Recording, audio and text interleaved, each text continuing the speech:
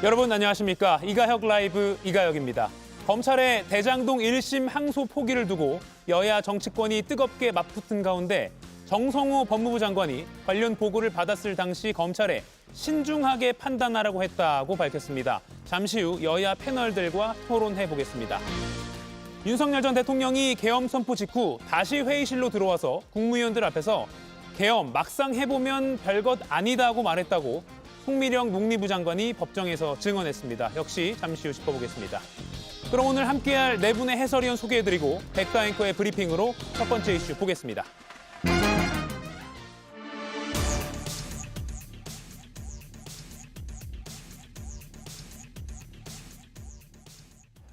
지난 7일 밤 11시 53분 검찰은 대장동 사건 1심 항소 포기를 결정했습니다.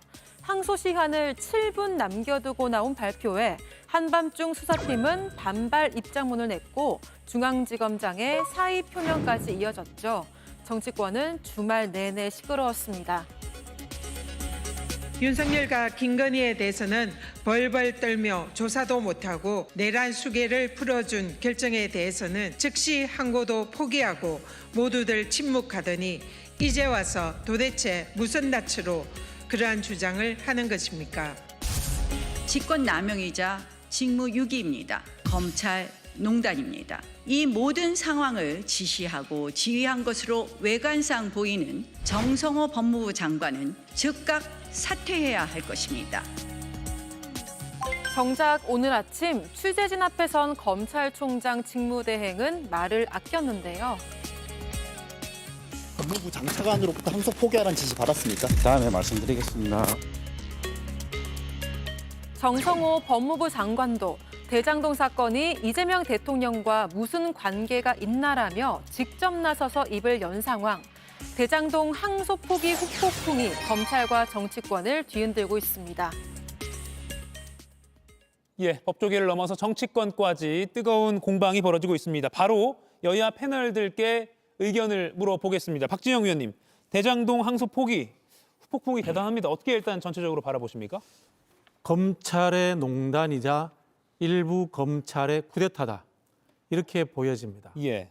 앞서 영상에서 전현희 최고위원도 이야기했습니다마는 윤석열 대통령의 구속 날짜에서 시간으로 변경하고 심우정 검찰총장이 풀어줬을 때 그때 대한민국 검사들은 무엇을 했습니까? 한마디도 하지 않았습니다.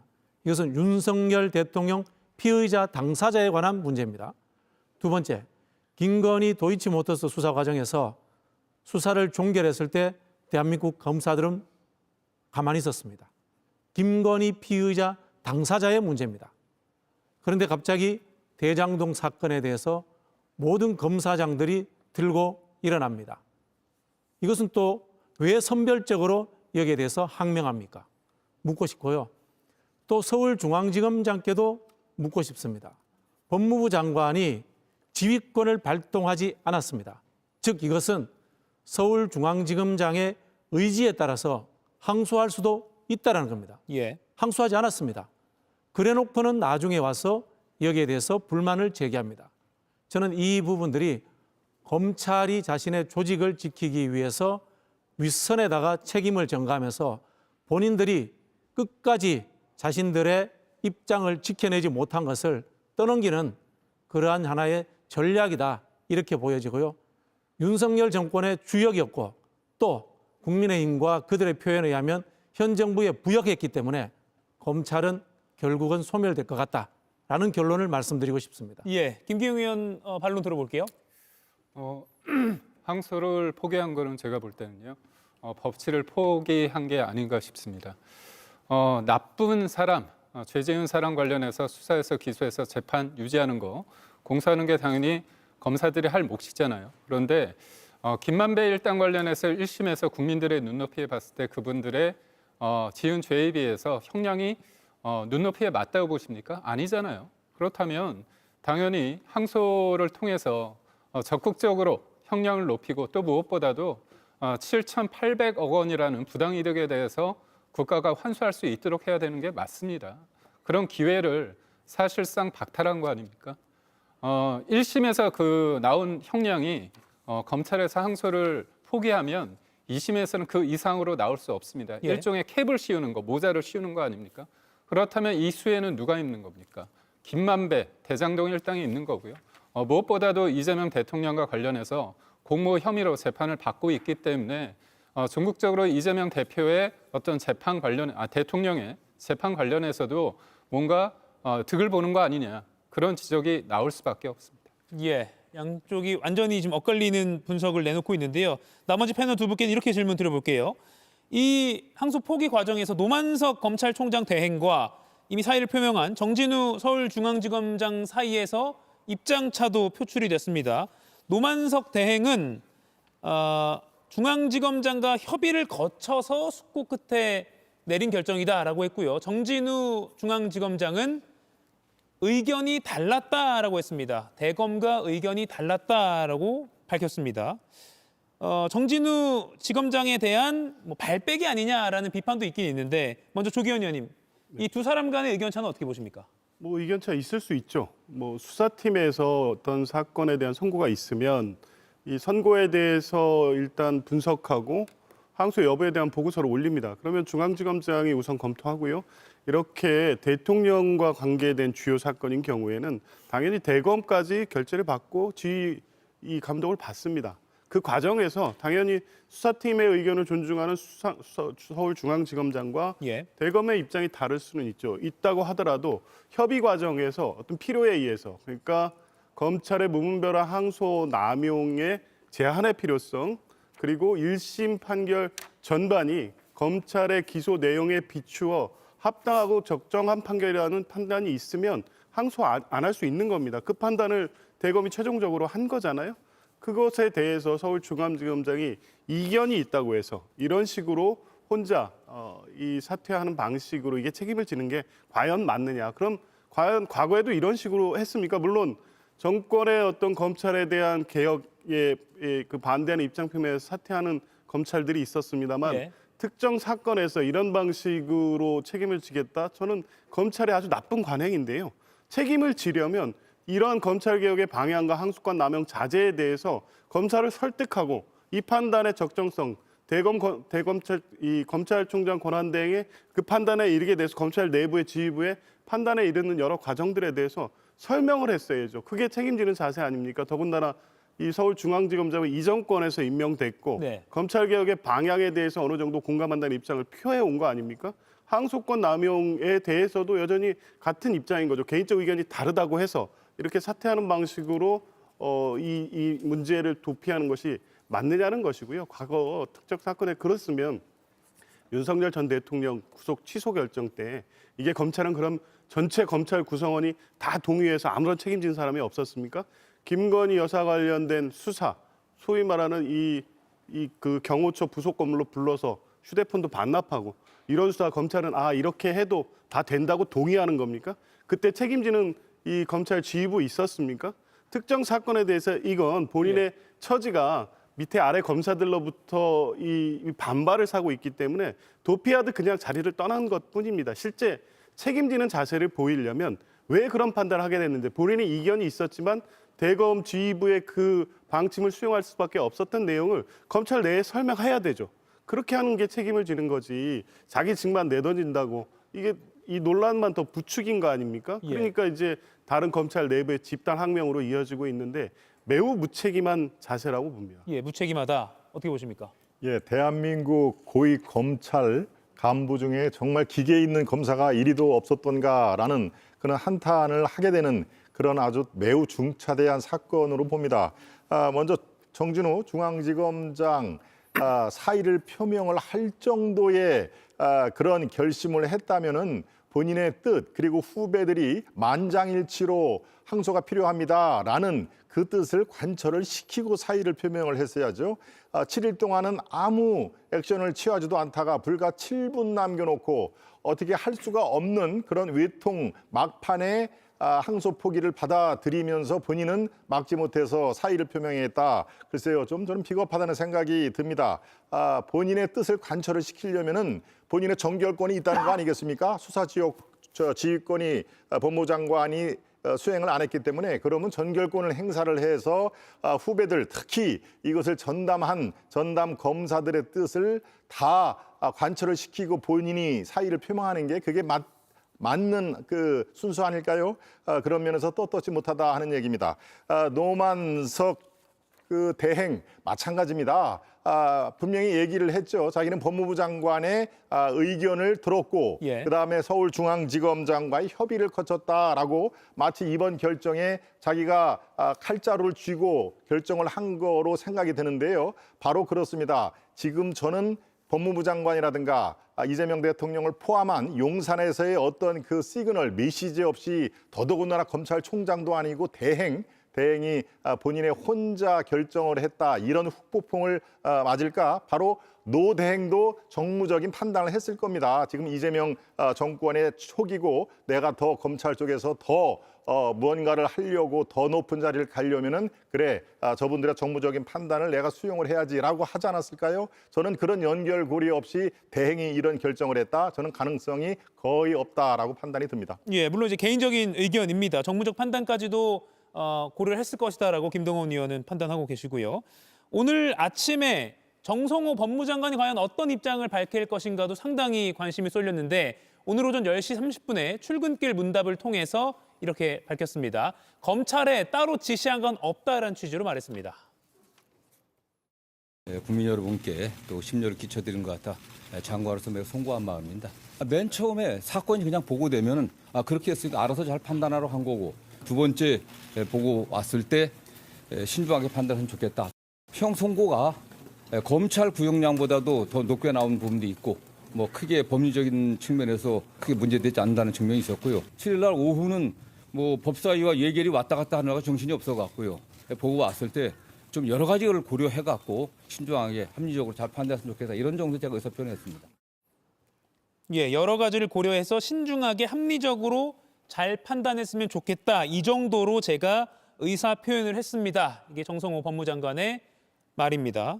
조기현 의원님, 같은 이 출근길 문답에서 정 장관이 성공한 수사, 성공한 재판이다 이렇게 평가를 했거든요. 법률가로서 이거 동의하십니까? 네, 저 역시 동의합니다. 검찰이 수사해서 기소한 내용에 비해서 1심 판결은 훨씬 더 정치하고 사실관계 증거 인정의 정확한 판단이었습니다. 검찰은 당초 이 사건을 기소할 때 특정 경제범죄 가중처벌법 배임을 주 핵심 범죄 사실로 기재했습니다. 이 죄는 최고 무기징역까지 선고가 가능한 범죄입니다. 그런데 이건 무죄가 됐죠. 어쨌든 검찰은 스스로 그렇게 기소하면서 배임 범죄의 핵심 범죄 피고인인 유동규에 대해서 7년만 구형합니다. 재판부가 8년을 선고했습니다.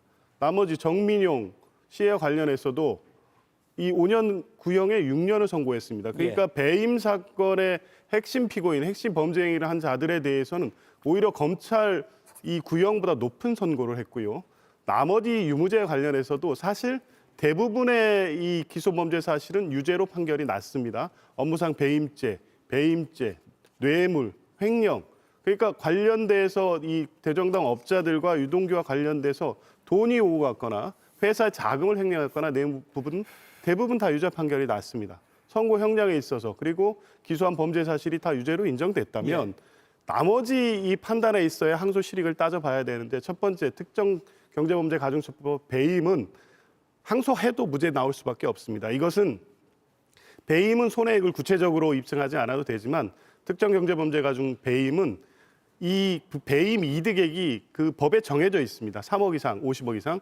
그래서 그 피해액, 범죄 시점인 이 그 사업 협약 체결 시점에 이득액이 확정돼야 되는데 이건 계산할 수 없습니다. 2015년에 평당 분양가를 1,400, 1,500 이게 이제 배임죄를 가르는 기준이었는데 그때도 예상치였지 그게 확정될 수 있는 이익이 아니지 않습니까? 실제 사업 추진 과정에서 평당 분양가는 1,800억까지 올랐습니다.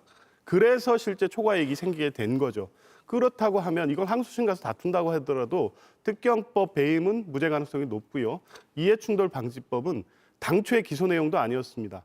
그러니까 문재인 정부 끝나고 윤석열 정부가 들어서서 이 대장동 사건을 이재명 당시 대표와 같이 엮기 위해서 추가적으로 기소한 게 이해충돌 방지법이었고요. 그거 갖고 오면서 이 사건의 이 병합해서 심리돼서 결과가 나온 건데 이해충돌 방지법의 기본적 사실관계는 배임죄와 동일합니다. 달리 유죄 판단할 수가 없고 업무상 비밀이라고 볼 수가 없고 일부는 공소시효가 지났습니다. 항소해도 이 부분 또 역시 무죄 유지 가능성이 매우 높습니다. 마지막으로 예. 추징 관련해서 결국 추징의 문제로 이게 이제 국민들이 딱 듣기에 이 범죄 피해자들에게 그 금액이 다 귀속되는 것 분통 터질 일이죠. 그 부분 관심이 많죠. 그렇죠. 그런데 그 7,800억이라는 검찰의 추징 구형 금액은 정확히 계산된 금액도 아닙니다. 이 대장동 사업 전체 수익을 그냥 갖다 넣어놓은 겁니다. 그래서 실제 추징 금액이 확정이 되려면 명확하게 범죄 수익으로 확정할 수 있어야 되는데 그 계산이 제대로 안 된 거고요. 배임액과 관련해서도 처음 중간에 공소장 변경할 때마다 600억에서 1,100억, 4,000억 계속 바뀝니다. 그러니까 이 검찰의 공소사실 자체가 매우 구멍이 뻥뻥 뚫린 거였어요. 그냥 범죄액이 크고 범죄 행위가 중대하다. 결국 이 책임은 이재명 당시 성남시장 경기도지사에게 있다는 걸 연결시키기 위해서 무리하게 공소사실을 만들다 보니까 여기까지 온 거였는데 검찰이 한 공소 내용에 비해서 실제 1심 재판부의 판단은 유동규를 중심으로 업자의 유착관계를 중심으로 한 업무상 배임, 뇌물, 횡령에 대해서 정확히 판단했고요. 추가적으로 항소를 한다고 해서 이게 크게 바뀔 실익도 없습니다. 예. 항소 안 해도 됐고 검찰이 한 거에 비해서는 법원의 판단은 매우 적합했고 그 이상의 판단을 구하기도 어렵다. 저는 그렇게 봅니다. 지금 민주당 조기현 의원의 주장은 공소 내용에 봤을 때는 뭐 배임이나 횡령 그리고 또 뇌물 이런 부분에 있어서는 검찰이 요구한 만큼 형이 또 그 이상으로 일부는 나왔다. 그리고 추징 관련해서는 애초에 7,800억 원이라는 것 자체가 대장동 전체의 수익이지 이게 범죄 액수로 명확하게 확정된 것이 아니다라고 해서 애초에 무리한 기소였다라고 주장했고요. 지금 김기웅 의원의 반박을 좀 들어볼게요. 제가 그 정성호 법무부 장관의 오늘 도 스태핑을 보면서 느낀 게 뭐냐면 예. 한나라의 법무부 장관인가 아니면 김만배 일당의 변호인인가 제 착각을 했습니다. 지금 뭐 법률적으로 저보다 뛰어나시기 때문에 하나하나 조목조목 말씀해 주셨는데요. 지금 1심에서 그렇게 나왔기 때문에 특경법상 배임죄 관련해서 다툴 여지 부분에 있어서는 검찰이 준비해서 항소를 해서 따지면 됩니다. 추징금 관련해서도 7,800원이 될지 억 원이 될지 아니면 그 밑이 될지 따져봐야 되는 겁니다. 그런데 제가 말씀드리잖아요. 김만배 일당, 대장동 일당 잘못했습니까? 잘못 안 했습니까? 속된 말로 그냥 나쁜 놈입니까? 착한 사람들입니까? 공분을 일으키는 거 아닙니까? 그런데 안타깝게도 이 대장동 관련해서 이 설계를 한 분이 누구냐? 이재명 대통령께서 본인이 그거를 자랑 삼아 말씀하셨습니다. 본인이 설계했다고. 그리고 1심 재판부가 뭐라고 했습니까? 유동규는 중간 관리자고 이 사업 관련해서 결정한 건 누구냐? 성남시의 수뇌부라고 했습니다. 성남시의 수뇌부에 이재명 대통령이 들어갈지 안 들어갈지는 따져봐야겠지만 그렇다면 연결이 있는 겁니다. 그러면 이거죠. 전 진짜 납득이 안 되는 거야. 민주당에서는 이 김만배에 대해서 왜 이렇게 옹호하시죠? 아니 결과가 안 나왔잖아요. 1심과 2심과 그리고 또 최종심이 있습니다. 그렇다면 1심에서 나온 부분에서 이렇게 형량 나온 거는 굉장히 잘 나왔고 나머지 부분은 실익이 없다? 어떻게 알죠? 본인이 재판관이 아니잖아요. 그래서 우리나라가 3심제가 있는 겁니다. 그래서 저희가 의혹이 있는 겁니다. 왜 이렇게 김만배가 나쁜 짓을 했는데도 불구하고 이렇게 법무부 장관이 그리고 민주당에서 옹호를 하는지 저는 납득이 안 갑니다. 그리고 이거죠. 이재명 대통령이 지금 배임죄 관련해서 재판이 중지돼 있는데 그게 특경법상 배임죄입니다.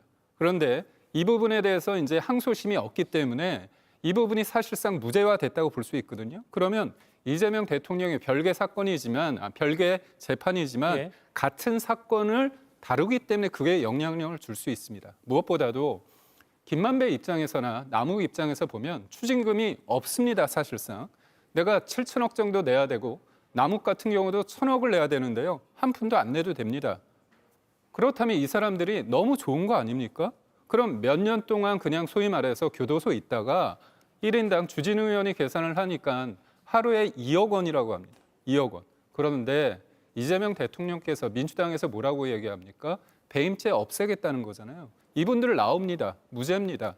그런 국민들이 과연 납득이 될까요? 그래서 저는 여러 가지 쟁점적인 부분이 있기 때문에 예. 왜 다툴 기회마저 봉쇄하느냐. 그리고 이런 기회를 봉쇄함으로써 누구한테 이득이 가느냐. 김만배한테 이득 가죠. 남욱한테 가죠. 그리고 이재명 대통령에도 도움이 되기 때문에 저희가 이거는 문제라고 보는 겁니다. 예, 국민의힘 김기용 의원은 재판부는 다르지만 이재명 대통령 사건과 연관이 있을 수 있기 때문에 그걸 염두에 둔 거 아니냐라는 취지로, 그리고 뭐 남욱 변호사든 유동규 기획본부장이든 등등 일종의 국민들 보기에 나쁜 사람이란 죄를 많이 지은 이 사람들에 대해서 왜 더 따져볼 기회를 자체를 박탈하느냐 이런 주장을 했습니다. 제가 조규현 의원 주장도 요약했으니까 똑같이 요약해드리는 겁니다. 네, 이에 대해서 조금 더 붙어보고, 네. 예, 김동원 의원님.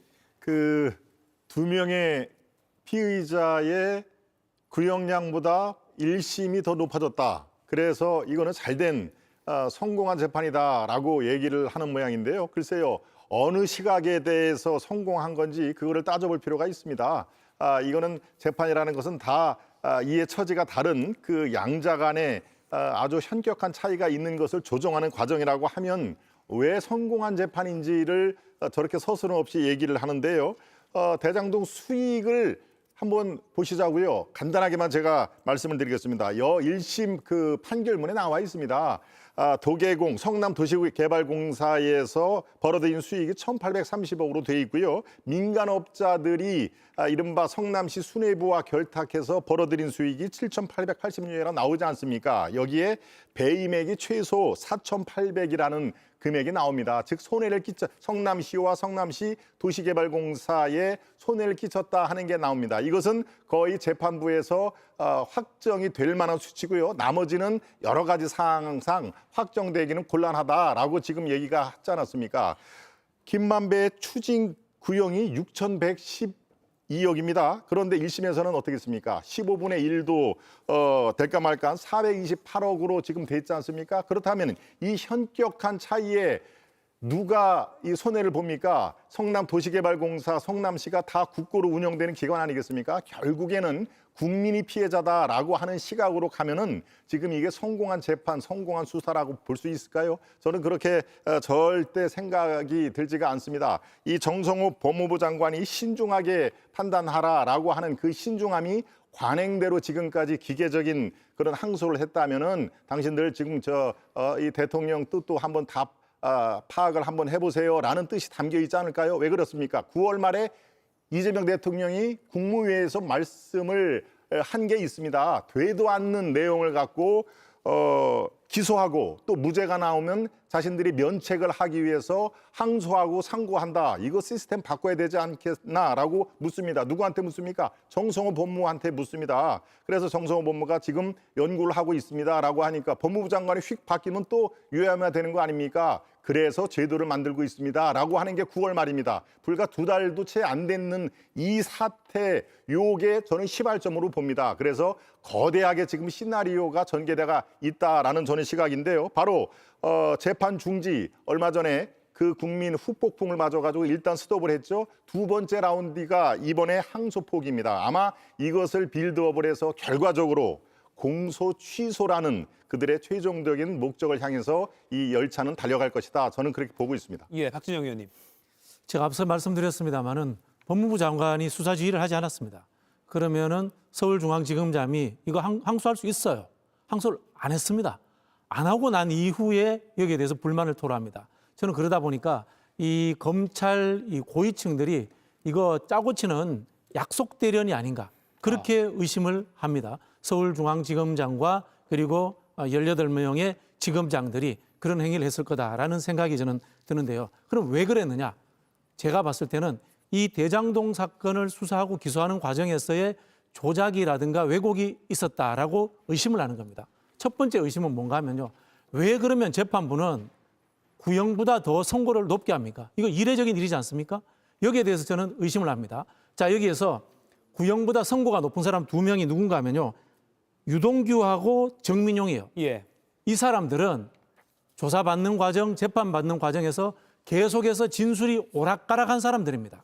그런데 이 진술의 오락가락함을 따져보면요. 문재인 정부일 때와 윤석열 정부일 때가 다릅니다. 이 윤석열 정부일 때는 이재명을 정확하게 적시해서 끌어넣습니다. 문재인 정부 때는 그런 메시지가 없었어요. 그러다 보니까 이 사람들의 수사를 의심할 수밖에 없는 겁니다. 앞서 우리 조기현 변호사 이야기했습니다마는 이해충돌 방지라든가 특경죄에 의한 배임 문제도 윤석열 정부가 들어오면서 그걸 병합을 해버립니다. 그러면서 이재명을 집어넣고 유동규와 정민용의 증언이 바뀌기 시작한 겁니다. 이 사람들에 대해서 의심을 할 수밖에 없는 겁니다. 자, 그리고 아까 우리 김기영 대변인이 말씀하셨던 부분들, 이 사람들 형량이 적지 않느냐 이런 이야기 하는데, 이거요, 윤석열 정부 때의 검사들이 기소해서 진행한 내용들입니다. 그때 기소해서 구형을 한 거기 때문에 이재명 정부와 관련이 없습니다. 그 사람들이 충분히 나름대로 구형을 많이 한 겁니다. 그런 부분인 거고요. 그다음 또 말씀하신 것처럼 7,200억 이야기했는데, 그거는 말씀하신 것처럼 전체 수익인 거고, 재판부의 판결문을 보면요, 실제로는 1,200억 정도라고 추론할 수 있습니다. 그러면 아까 우리 대변인이 말씀하신 것처럼 그걸 어떻게 환수하느냐? 그거는 사실은요, 성남개발공사가 민사소송을 해가지고 그걸 가지고 다시 환수를 하면 되는 겁니다. 여기 지금 재판부에서 그걸 다 국고로 환수해버리면요, 성남개발공사가 국고에다가 손해를 보는 상황이 돼요. 그런 상황들까지 다 배려된 측면이 존재하고 있는 겁니다. 예, 김기영 의원 이야기 듣고 조기현 의원 이야기 들을게요. 우선적으로 지금 이 부분에 대해서 이견을 제시하면서 사표를 내겠다 이렇게 하는 사람이 서울중앙지검장은 이재명 정부 들어서서 임명된 사람이고요. 오늘 지검장 한 10여 명이 공식적으로 공개적으로 문제 제기를 했는데, 그분들 또한 2명이 빠졌죠. 이문정 지검장과 김태훈 지검장, 이른바 찐명이라고 불리는 검사장 2명은 빠졌습니다. 그렇다면 이분들이 이견을 제시하고 이게 문제라고 생각하는 인식을 단순히 검찰 조직의 이기주의다 이렇게 보기에는 힘들다고 저는 말씀을 드릴 수밖에 없고, 저는 이제까지 이렇게 쟁점이 있는 사안에 대해서 검찰이 항소를 안 했다. 저는 이런 사례를 저는 잘 모르겠습니다. 저도 뭐 법조 출입 기자를 했기 때문에 제가 뭐 전체는 모르지만, 그래도 이렇게 국민적인 관심도가 있는 사안에 대해서 이런 경우는 되게 이례적이고요. 그렇기 때문에 참 재밌는 게, 금요일 밤 상황에 그 전까지 어떤 언론사도 이거에 대해서 주의 있게 보지 않았습니다. 밥 먹으면 배부르다는 것처럼 어떻게 보면 1심에서 유죄도 나오고 무죄도 나오고 추징금에 관련해서 격차도 크기 때문에 당연히 검찰에서는 항소한다는 게 그런 생각이 있었던 겁니다. 그런데 이게 이례적으로 그러다 보니까 왜 그랬을까? 아니, 김만배라는 사람에 대해서 제가 짧게만 말씀을 드리겠습니다. 이재명 대통령이 경기도지사 시절에 그 토론할 때 어떤 게 있었습니까? 친형의 정신병원 강제 입원 관련해 가지고 본인은 관련이 없다고 얘기했다가 기소가 됐습니다. 항소심에서 벌금 300만 원인데 대법원에서 숨 쉴 수 있는 공간이라는 토론의 즉흥성 때문에 그게 무죄 취지 파기환송됐습니다. 근데 그때 그 대법원에서 중심적인 어떤 역할을 했던 분이 권순일입니다. 권순일 대법관 관련해서 어떤 사람이 진짜 대법원을 제 집 드나들지 했습니까? 그게 김만배입니다. 그리고 김만배가 화천대유에서 월 1,500만 원씩 월급을 줬습니다. 그렇다면 김만배 그리고 권순일, 이재명 대통령과의 그런 여러 가지 관계도 우리가 봐야 되고요. 그렇다면 여기에서 왜 이재명 정부에서 왜 김만배에 대해서 이렇게 하나하나 따져가면서 문제가 없다고 얘기를 하는 건가에 대해서 국민적인 의혹이 있을 수밖에 없다는 점을 말씀드립니다. 예, 조기현 의원님. 조기현 의원님 먼저 듣겠습니다. 김만배에 문제 없다고 누가 얘기했죠?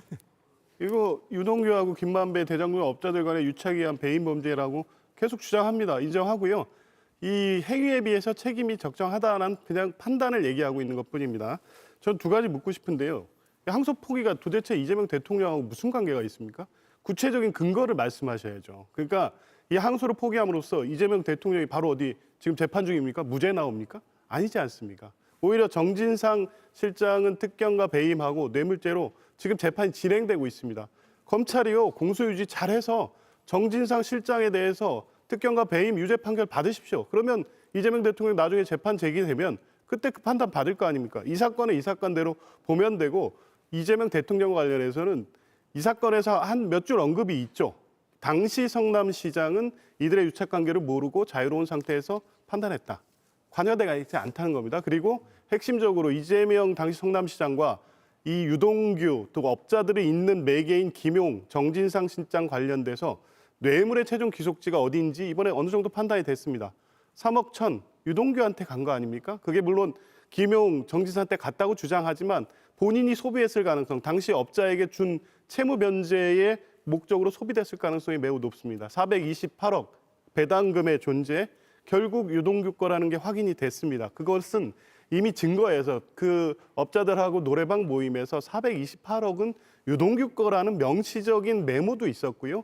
그 배분을 어떻게 할지에 대한 논의가 있었다는 증거도 다 있었음에도 불구하고 검찰은 애써 애매했고 일부 언론은 대장동 그분은 이재명 성남시장이라도 몰아갔던 거 아닙니까? 그거 입증 다 실패해서 결국 428억은 유동규, 뇌물은 유동규 이렇게 됐습니다. 자, 이 1심 판결에서 이거 이상으로 뭐 더 받을 수 있어서 항소하면 되는 겁니까? 저는 이해할 수 없고요. 추징금 관련해서 추징금도 마찬가지입니다. 항소하면 지금 인정된 433억 이상 받아올 자신이 있다고 합니까, 검찰이?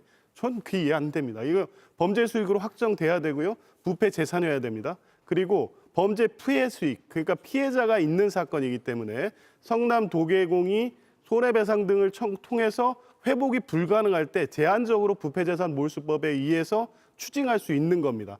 그 추징에 대한 입증을 못했기 때문에 인정이 안 되는 거고 항소심 가도 쉽지 않습니다. 도대체 7,800 다 갖고 올 수 있는데도 안 된다는 근거를 말씀해 주셔야 되지 않습니까? 그리고 실제 짧게요. 배임이나 범죄 피해 수익은 민사소송 진행 중에 있습니다. 지금 중단돼 있지만 그걸 통해서 성남 도계공, 성남시가 적극적으로 환수하면 됩니다. 그 성남시 시장, 국민의힘 시장 아닙니까? 국민 손에 국민의힘이 나서서 환수하십시오. 소송 진행 못하고 있지 않습니까, 지금? 예, 지금 두 번째 이슈로 사실 넘어가야 되는데 조기현 의원님이 좀 길게 말씀하셨으니까 계속 손을 드셨거든요. 두 분 중에 한 분만 제가 기회를 드릴게요. 제가 짧게 네, 우선 김기현 말씀드리겠습니다. 뭐냐면 이재명 대통령에게 왜 이득이 없느냐? 이득이 있습니다. 우선적으로 특경법상 배임죄 관련해 가지고 이쪽에서 지금 사실상 무죄를 받은 거 아닙니까? 그런데 만약에 항소심에서 특경법상 배임죄 관련해서 인정을 받으면 이재명 대통령은 난망하죠. 그게 굉장히 안 좋은 상황이고 두 번째는 뭐냐면 제가 말씀드렸잖아요. 남욱도 1,000억 추징금이 있는데 아무것도 안 내도 됩니다. 그리고 김만배도요. 지금 어떻게 본다면 최대 끌어올렸을 때 428억 원입니다. 수천억 뱉어내야 되는데 지금 법무부에서 제가 알기로는 김만배 관련해서 2천억 정도로 제가 알기로는 지금 그거를 해놓은 것으로 알고 있습니다. 2천억. 재산이 2천억이 있습니다. 물론 그 사람이 어떤 방식으로 2천억 이상의 재산이 있는지 보여진 거, 알려진 것만 2천억인데 이 부분 관련해서 그러면 이 사람 입장에서는 소위 말해서 이재명 대통령과의 관계 속에서 내가 어떻게 하면 됩니까? 분명히 이재명 대통령에 대해서 내가 확실하게 입다듬을 하면 됩니다. 그건 뻔히 보이는 거 아닙니까? 그리고 지금 남욱 어떻게 하고 있습니까? 수사 과정에서 내가 압박을 받았다. 지금 진술 내용이 바뀌고 있습니다. 그렇게 본다면 이 관련해 가지고 누구한테 수혜가 되는지는 뻔히 보이는 겁니다. 예. 지금 보시기에도 더 이렇게 꼬리에 꼬리를 물고 들어야 될 게 많은데 저희가 맞수 토론에서 김종혁 국민의힘 전 최고위원과 전용기 민주당 의원과 이 이슈는 조금 더 다뤄보도록 하고요. 백다 앵커가 지금 오랫동안 서 있었거든요. 백다 앵커를 불러서 두 번째 이슈 한번 들어보도록 하겠습니다. 백 앵커 나와주세요. 당대표 당선에 도움을 줘서 감사하다. 특검팀이 김건희 씨 자택에서 발견한 클러치 가방 안에 있던 편지입니다. 이 편지를 쓴 사람은 김기현 전 국민의힘 대표의 아내였는데요. 사회적 예의 차원이었다는 김기현 의원의 해명은 논란을 더욱 키웠습니다. 저는 저기서 빡쳤어요. 돈 없는 사람은 예의도 못 지킨다는 거냐, 김기현? 답을 한번 해보죠. 꼬리에 꼬리를 문 명품 수수 의혹, 그 시작은 여기였는데요. 이거 자꾸 왜 세우세요? 아유 그냥 뭐 다음부터는 뭐 못해도 이거 아우 이런 거 정말 하지 마셔야죠. 예. 끊임없이 정치 뉴스 헤드라인을 장식 중인 다양한 명품 브랜드들. 받은 건 인정하지만 청탁 의혹은 없었다는 게 김건희 씨 측의 입장인데요. 오늘 특검은 수사 계획 준비 중에 있다고 밝혔습니다. 사회적 예의 차원의 선물, 전당대회 개입 의혹과 대가성을 입증하는 스모킹건이 될 수 있을까요? 네, 사회적 예의 차원 선물이었다. 김기현 전 국민의힘 대표, 현재 의원. 이 해명에 대해서 박진영 의원님 어떻게 평가하십니까? 진짜 저런 흑백 수수라든가 이런 사건들이 있었을 때 우리 대한민국의 정의로운 검사들은 뭘 했는지 진짜 궁금하네요. 예, 그 말부터 드리고 싶고요. 고맙다고 했잖아요. 전당대회 때. 고마움으로 준 거다라는 분명히 대가성이 있다는 것을 스스로 이 메시지를 통해서 밝히고 있습니다. 그러면 이 고마움은 무엇인가? 김건희 씨의 정당법 위반, 선거법 위반, 즉 사인이 특정 정당의 전당대회에 개입됐기 때문에 이거는 국정농단의 의혹까지 있는 아주 큰 사건입니다. 예. 단순히 뇌물수수 사건이 아니라 국민의힘에게 어떤 존립을 위반하는 큰 사건이 될 수 있다. 그런 생각이 듭니다. 당무 개입이 더 짙어졌다 이렇게 보시는 그렇죠. 건가요? 네. 예. 김동연 의원님. 김기현 의원이 빨리 해명을 내놨는데 사회적 선물이다. 예의 차원의 선물이다. 이렇게 해명해서 조금 공분을 산 게 있어요. 그렇습니다. 적절하지 못한 해명으로 저는 봅니다. 그리고 사회적 예의 차원이었다. 글쎄요, 사회적 예의 차원이라는 게 어떤 건지 제가 선뜻 이해가 되지 않습니다. 그리고 지금 그 시점이 김기현 의원이 당대표 된 이후에 이게 주고받고 거기에 메모가 있다는 거 아닙니까? 하루 며칠 뒤라고 하죠? 그렇습니다. 바로 며칠 뒤고 저는 더 이해가 안 되는 게 그 메모를 2년 반 동안에 보관을 했다는 거 아닙니까? 글쎄 우리가 무슨 선물을 보고 감사합니다. 무슨 생일 카드라든가 이런 거 그렇게 보관을 하나요? 더더군다나 저렇게 아마 본인이 주고도 그 부인이 물론 주는 거라고 돼 있습니다만은 이거를 신주단지 보이듯이 그거를 메모를 그대로 보관을 했다. 도와주셔서 감사합니다라고 돼 있는 게 저거는 석연치 않습니다. 지금 그러고 더더군다나 1차 압수수색 때 저거를 봤다는 거 아니겠습니까? 봤는데 그 당시에는 압수수색 영장에 기재가 안 됐기 때문에 최근에 추후에 추가 압수수색 영장을 끊어서 저거를 가지고 왔다고 하는 일련의 사안이 글쎄요, 저는 앞뒤가 서로 이 선후 관계가 석연치 않다라는 의미에서 뭔가 또 다시 다른 내용이 쏟아져 나올 걸로 저는 봅니다. 그런 의미에서 오늘 제가 제 지역구인 청주에서 당에 꽤 큰 행사가 있었는데요. 거기 많은 그 현역 의원들이라든가 당직자들이 이제 행사장에서 저 얘기가 나왔습니다만은 몇 분들이 그런 얘기를 한 게 있습니다. 잘 이해가 안 된다. 그리고 이 당원들 또 당직자들이 대통령의 부인한테 명품 백을 주는 게 그게 상식적으로 그러고 나는 생각도 못하는 일이다라고 했는데 아무튼 보통 우리의 일반적인 건강적인 상식에 이 궤를 뛰어넘는 것만은 분명하다. 그리고 그 시점 면에서 적절치가 않다라고 생각하는데 저는 여기서 끝날 것 같지는 않습니다. 이게 별건 수사건 뭐든 간에 또다시 이 로저 BBA를 건네고 받으면서 이 메모지가 2년 넘게 보관을 한 말 못할 또 이 스토리가 터져 나오지 않을까. 그것은 뭐 어느 유불리를 떠나서 또 다른 어떤 우리가 스토리를 보게 될 가능성이 매우 높다. 저는 그런 판단이 들더라고요. 예. 조기현 의원님, 이거 간단히 뇌물죄 성립될 가능성도 있는 겁니까? 그 대가성에 대한 입증이 필요하긴 한데요. 가능성은 있어 보입니다. 왜냐하면 당시 그 전당대회는 초기만 해도 김기현 당시 대표가 당선되기 어려운 상황이었습니다. 그런데 당시 대통령실, 정무수석, 대통령실 관계자들이 나서서 실제 유력 후보를 하나하나 주저앉힌 결과로서 김기현 당시 의원이 대표가 됐습니다. 대통령이 직접 관여한 거죠. 거기에 김건희 여사의 관여도 있었다고 보고요. 그러면 그 대가관계가 입증이 된다면 그 사후에 그 백을 선물로 받았다고 하더라도 일단은 청탁금지법 위반은 물론이고 부정처사 후 수뢰죄에 해당될 수 있습니다. 아마 일단은 그 특검은 이 청탁금지법 위반을 먼저 볼 건데 청탁금지법 위반에서 아주 나쁜 선례를 이미 검찰이 남겨놨습니다. 김건희 씨 그 디올백 수수 사건에서 배우자가 받은 것은 남편이 모르면 죄가 안 된다고 인정해버린 겁니다. 아마 이 사건도 그렇게 넘어가려고 김기현 의원 측이 저런 해명을 하는 것 같은데요. 그래서 특검은 특히 이 사건에 대해서 엄정한 법 적용을 통해서 반드시 처벌할 수 있도록 공소 제기를 해야 된다고 봅니다. 예. 끝인 줄 알았는데 끝이 아니었습니다. 또 다른 브랜드가 이렇게 한번 나왔고요. 저희가 그래픽으로 준비했는데 잠깐만 좀 볼까요? 예, 지금 보면 디올백부터 시작해서요. 그라프 목걸이, 샤넬백, 그리고 이유한 화백, 그리고 바쉐론 콘스탄틴 시계, 그리고 다음 장 하나 더 있습니다. 예, 다음 그래픽을 보면 금거북이, 반클리프 아펠 목걸이, 디올 재킷, 그리고 로저 BBA까지 이 명품들을 뜻하지 않게 국민들이 브랜드 공부를 하게 되는 그런 뉴스들이 매일 나오고 있습니다. 자, 그러면 윤석열 전 대통령 소식도 한번 짚어볼게요. 윤 전 대통령이 재구속되던 지난 7월 10일부터 10월 26일까지 100일 정도 되는 기간 동안 윤 전 대통령에게 입금된 영치금이 6억 5천여만 원이 됐다고 합니다. 대통령 연봉의 2.5배가 넘는 액수라고 합니다. 6억 5천만 원을 한 100일 정도 만에 모았다.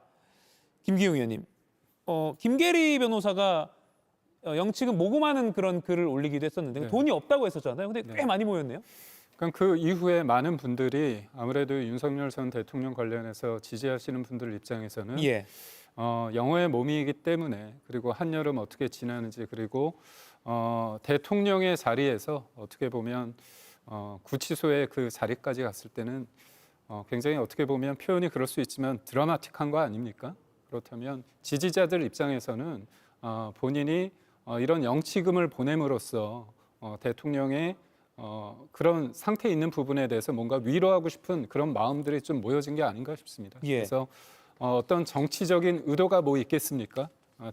헌재에서 대통령의 어떤 자리가 파면이 된 상태에서 그런 상태에서 했기 때문에 어떤 대가나 어떤 목적을 어떤 본인과의 어떤 정치적인 목적을 위해서 하기보다는 지지자들이 한 부분인데 저도 생각보다 많은 돈이 좀 모이지 않았냐 예. 그런 생각을 해봅니다. 박진영 의원님, 지금 김기용 의원은 뭐 이게 대가를 바라고 한 건 아닐 거다. 왜냐하면 갇혀 있으니까 이렇게 분석을 했는데 이 액수, 돈 어떻게 봐야 됩니까? 이걸 받는다는 것 자체가 부끄러운 행위죠. 아, 다른 예를 들어볼게요. 송영길 대표가 윤석열 정부 때 조작 수사로 감옥에 갔어요. 갔는데 혹시나 다른 분들이 영치금을 넣을까 봐 사모님이 영치금의 한도액인 400만 원을 채워놔버려요. 그래서 다른 영치금이 못 들어오게 막아버립니다. 남들에게 이제 피해를 끼치지 않으려고 했던 거죠. 너무 비교가 된다 이런 생각이 들고요. 윤석열 대통령 때문에 전 대통령 때문에 우리나라의 법이나 규칙을 많이 바꿔야 될 것 같아요. 영치금이라는 것이 감옥에 있으면서 최소한의 생계를 위해 가지고 뭐 사 먹을 거 사 먹어라. 쉽게 말하면은 뭐 예가 될지 모르겠습니다만 군인들이 PX 가듯이 나오는 밥이 마땅치 않을 때 좀 사 먹어라 이런 취지에서 만들어 놓은 거잖아요. 근데 이게 6억이 모였다는 게 말이 됩니까 이거? 또 이걸 또 차단하지 않는다는 것도요 정말 염치 없는 행위다라는 생각이 들고요. 이게 저는 법률인지 규칙인지 모르겠습니다만은 저는 앞으로는 영치금이 과도했을 때는 받지 못하거나 아니면 또 국고로 환수되는 그렇게 좀 규칙을 바꿔야 될 것 같다는 생각이 들고요. 영치금으로 들어왔던 것을 개인이 쓸 수 있도록 다시 통장으로 돌려주는 이런 것들에 대해서 좀 제한을 줄 필요가 있지 않나 그런 생각이 듭니다. 예, 하루에 2만 원씩 영치금을 수용자가 사용할 수 있다고 하는데 이 6억 5천만 원을 다 쓰려면 따져보면 89년 정도가 걸린다고 하네요. 이런 계산도 나옵니다. 자, 윤 전 대통령 관련해서 또 하나 내란 특검이 오늘 윤 전 대통령과 김용현 전 국방장관 그리고 여인영 전 사령관을 일반 이적 그리고 직권남용 혐의로 추가로 재판에 넘겼습니다. 일반 이적 직권남용 혐의. 조기현 의원님 이거 어떻게 봐야 됩니까?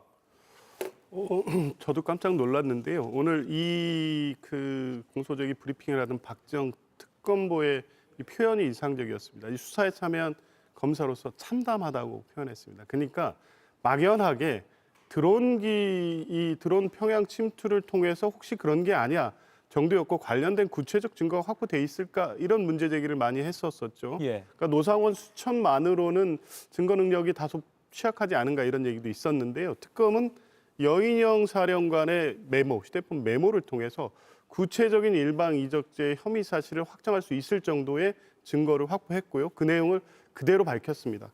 북한이 대응할 수밖에 없는 타깃을 잡아야 된다는 메모가 있고요.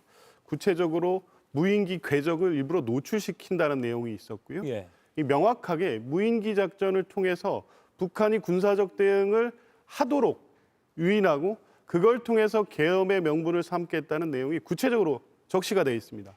명백한 일반 이적죄고요. 그 과정에서의 군 드론 작전 사령관이라든가 여인영 방첩사령관 또 김용현 국방장관 이 셋 핵심적으로는 일반 이적죄고 뭐 직권남용 공무집행 방해 위계에 의한 공무집행 방해 범죄 사실이 예. 공소 사실만으로도 특정이 됐고 너무 명확해 보입니다. 그래서 박정 특검부 역시 이 상황 자체 정말 이런 일이 있었다 이걸 수사 검사로서 참담하다고 표현할 수밖에 없는 상황이었던 것 같습니다. 예. 김기용 의원님, 사실 뭐 보수 정당 하면 안보, 네. 뭐 국방에 더 신경 쓴다라는 이른바 편견이 있는데 그런 거에 비춰봐도 뭐 박지영 특검보가 참담하다라고 표현할 만한 것 같은데요. 근데 제가 말씀드리고 싶은 게 들어온 사령관이 있지 않습니까? 이번에 구속영장이 기각돼서 불구속 기소를 했습니다. 그러니까 통상적인 어떤 군의 행태, 군의 어떤 활동에 대해서 이렇게 과도하게 의미부여를 하는 거에 대해서는 반대를 합니다. 왜냐? 무인기가 우리나라가 북한 평양에 이렇게 침투시킨 부분이 우리가 가만히 있는데 있던 게 아닙니다. 윤석열 정부 들어서 용산 쪽으로 북한에서 무인기를 계속 보냈습니다. 비례 대응 원칙으로 했고요. 그리고 티가 나게끔 한다? 그럼 여러 가지 이유가 있을 수 있습니다. 어떻게 보면 평양 상공에 우리나라 무인기가 그냥 몰래 갔다 몰래 오면 아무 의미 없지 않습니까? 북한에 명확한 시그널을 보내기 위해서 그런 어떤 행태를 할 수 있다고도 볼 수 있습니다. 그렇기 때문에 이적죄, 원래 지금 내란 특검에서 가장 하고자 하는 게 뭐였습니까? 외환 유치죄 아닙니까? 외환 유치죄는요, 쉽게 말해서 윤석열 대통령과 김정은이 통모하고 공모해서 전쟁을 일으키려고 했다는 겁니다. 그게 안 되다 보니까 가장 낮은 일반 이적죄인데요. 저는 역설적으로 특검이 무인기의 어떤 여러 가지에 대해서 조사하고 이거를 언론에 공개하면서 우리나라 무인기가 백령도에서 떠서 평양으로 가는 여러 가지의 행로, 이 모든 것을 보여준 게 사실상 북에 이롭게 하는 행위가 아닌가 싶습니다. 예. 기소했다고 하니까 재판 과정 좀 지켜보겠습니다. 마지막으로 짧게요. 김동원 의원께 이것만 좀 여쭐게요. 오늘 송미령 농림축산식품부 장관이 한덕수 전 총리 내란 혐의 재판에 출석해서요. 윤 전 대통령이 이렇게 말했다고 하네요. 계엄 선포한 직후에 계엄 막상 해보면 별거 아니다라고 말했다는 겁니다. 이거 계엄의 심각성을 인지를 못했다는 방증일까요? 어떻게 보십니까? 뭐 그렇게 볼 수도 있죠. 그리고 송미령 장관과 같이 난데없이 전화 호출을 받아서 간 거 아니겠습니까? 가서 보니까 국무회의 내가 이게 의결 정족수 채우러 나를 부른 거구나라고 생각을 한 거 얼마나 또 이 불안했겠습니까? 계엄, 이 백주의 대낮에 계엄 얼마나 불안에 떠는 것을 약간 좀 안정시킬 모역도 아이고 내가 막상 이렇게 해보니까 괜찮아 잘 될 거야라고 안정을 시키는 목적도 있겠지만 글쎄요 당시에 지금 생각을 해보면은 이게 적절한 말이냐 그렇게 생각하는 국민들은 별로 없을 겁니다. 예. 그리고 막상 해보니까라는 그 함의는 아주 치열한 아주 정교하게 이렇게 준비를 하지는 않았다. 우리가 하여튼 꼭 해야 된다라고 하는 그런 당위성으로 시작을 했는데 나도 뭐 그렇게 잘 될지 몰랐지 그렇지만 막상 해보니까 별거 아니야. 그러니까 본인의 어떤 이 비상계엄이 국민들이 생각하는 그런 그 엄청난 무게의 그런 고뇌 이거보다는 훨씬 덜 심각하게 생각을 했다라고 하는 함축적인 의미가 담겨 있다. 저는 그렇게 보고 있습니다. 예, 심각성을 인지하지 못한 발언이었다. 이렇게 봐야 될 것 같습니다. 잠깐 연기를 해주시는 것 같은데요. 제가 그 부분도 잘 봤습니다. 오늘 네 분과의 토론은 여기서 마무리하고요. 마수 토론에서 계속 이어가겠습니다. 고맙습니다.